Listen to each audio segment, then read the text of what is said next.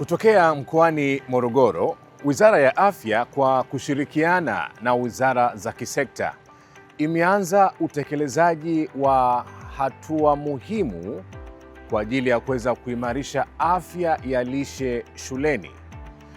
Na hii ni kupitia uzinduzi wa mwongozo utakaoweza kuainisha masuala muhimu yatakayoweza kuwasaidia wanafunzi kuanzia ngazi ya awali, sekondari mpaka vyuo vikuu juu ya mambo muhimu ya afya yanayohusu lishe. Mwongozo huu utawezesha kwa kiasi kikubwa wanafunzi hawa kuweza kuelewa masuala muhimu ya afya, lakini pia lishe bora. Karibu uweze kujionea ni yapi yamejiri kupitia mwongozo huu. Hii ni kamati ambayo imefanya kazi kubwa kwa muda mrefu na imekuwa ikisaidia sana, ikitoa mwongozo wa namna bora wa kushughulikia masuala ya afya na lishe shuleni.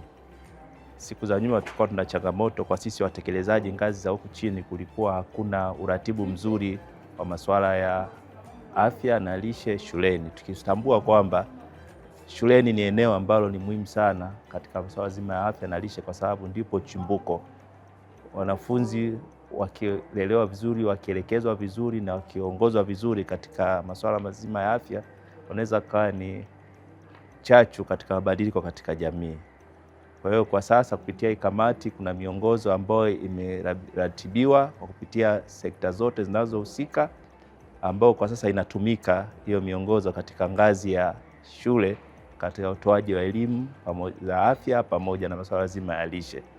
Kwa hiyo tunashukuru sana kwa uratibu huu ambao unatoa mwongozo, na sisi kama watekelezaji tumekuwa pia washiriki katika vikao hivi tukitoa maoni yetu. Kwa hiyo ni swala ambalo tunaliona lina mwendelezo mzuri, na toka lilipoanza alipofika sasa, tunaamini kwamba serikali itaendelea kuratibu katika ngazi hii ili kwamba masuala mazima ya afya na lishe shuleni yaendelee kuratibiwa vizuri na yatekelezwe kama inavyopasa.